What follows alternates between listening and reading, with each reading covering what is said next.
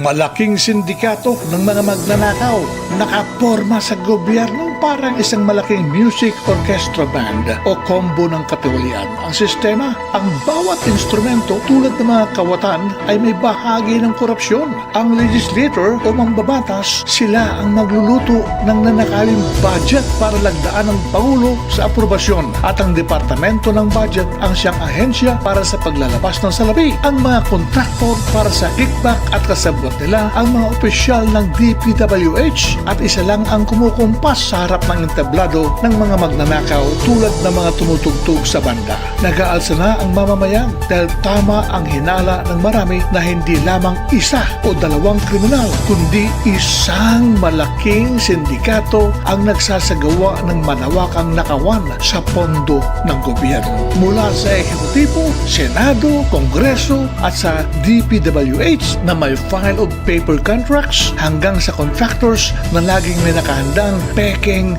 bidder list. Samantala, sa nangyaring rally noong September 21 ay magkakahiwalay ang tinutumbok na agenda ng mga isinagawang hiwa-hiwalay na malawakang protesta laban sa korupsyon. May mga lumahok pang mga bayaran para lamang manggulo, manakit, manira ng mga kakamitan ng gobyerno. Ang tanong ng marami, pwede pa kaya itong iwasto? Sa teorya po pwede, pero kailangan ng matibay na pagsisiyasat, hindi palabas lang sa mga pagdidig ng Senado at Kamara. Kailangan ng COA audits, Ombudsman action, DOJ prosecutions, at kung tutusin, kailangan ng isang political will o kamay na bakal dapat ay matalas ng ngipin ng batas. Makukulong balangat? Well, alam natin ang realidad. Ang ilan lamang ang madadali at maupos habang ang iba ay magpapatuloy pa rin na parang business as usual, lalo na yung mga nakasandal sa pader. May mga nagsasabing kapag hindi kurap ang nasa itaas,